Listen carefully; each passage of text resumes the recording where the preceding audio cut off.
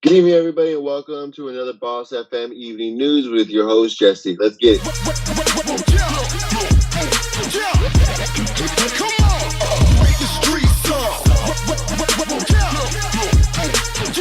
Washington State on Sunday has announced its first coronavirus restrictions on Sunday afternoon, months after its first country's major outbreak. Indoor social gatherings with people from outside of their homes are prohibited unless they are participating in quarantine for 14 days prior. Uh, or they quarantine in general for 7 days before the social gathering occurs, receiving a negative COVID-19 test and the results more than 48 hours prior to the social gathering event happens. The new restrictions are a reflection of the drastic rise in the cases seen not only in Washington but across the country as well.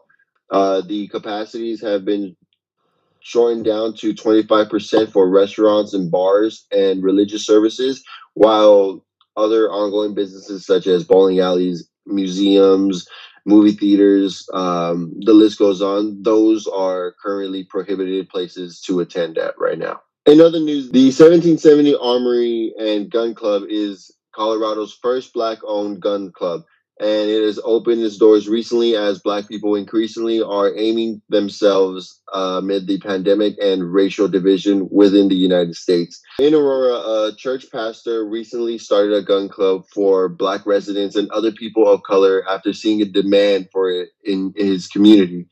The doors opened Saturday, October 24th in 2020 in Denver, Colorado, where the owner, Anubis Haru, leads in training and runs a pistol and safety class at the 1770 Armory. And the co-owner of the 1770 Gun Club also goes out for writing a statement saying, given the place where we are at in America, politically and racially, African Americans don't feel safe anymore. She also goes on by saying, it's a sad scenario when people don't feel comfortable within their own homes and walking down the streets anymore. We can see what's been going on between the racial division that's been going on in America and throughout the whole entire world with police brutality and killing of unarmed Black men. In the first 6 months of 2020, where the pandemic was just starting out, more than a record-breaking 10.2 million firearms transactions were purchases by the U.S. retailers. More than a small majority of that, more than 10 to 15% of those owners were owned by Black owners. So everybody knows that because most restaurants do not have dining seating anymore, or whether you just want to do a takeout or delivery, everybody knows that the number one app to go to right now is currently DoorDash. No, we are not sponsored by it, but it's a really interesting story going on so far. So far, DoorDash has captured 50% of the food delivery market leading in the United States. This beats out Grubhub, Uber Eats, Postmates, and any of those sorts. The San Francisco-based company has filed papers so that people like you and me could eventually own partial stocks within DoorDash publicly. This initial public offering has happened on Friday, and its revenue reflects the explosion of the demand for delivery last year going on, and even more when the pandemic hit and we were all on lockdown. So DoorDash generally generates $885 million in revenue during the first 9 months of 2020. The revenue more than doubled to $1.9 billion as well. It has already grown before the pandemic in 2018, but has substantially grown to becoming what it is right now in 2020. There does come a downfall to this. Each year, DoorDash does, however, lose money in its own stocks, and the company has warned potential investors the loss could continue as the company anticipates increases expenses. It could also had a net loss of $667 million.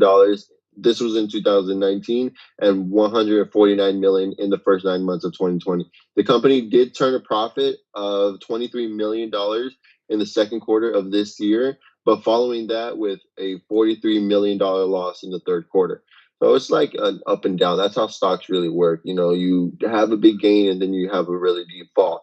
But DoorDash has not yet disclosed how many shares it will be selling or how like manage its money, but they do hope to generate offerings when they do go public.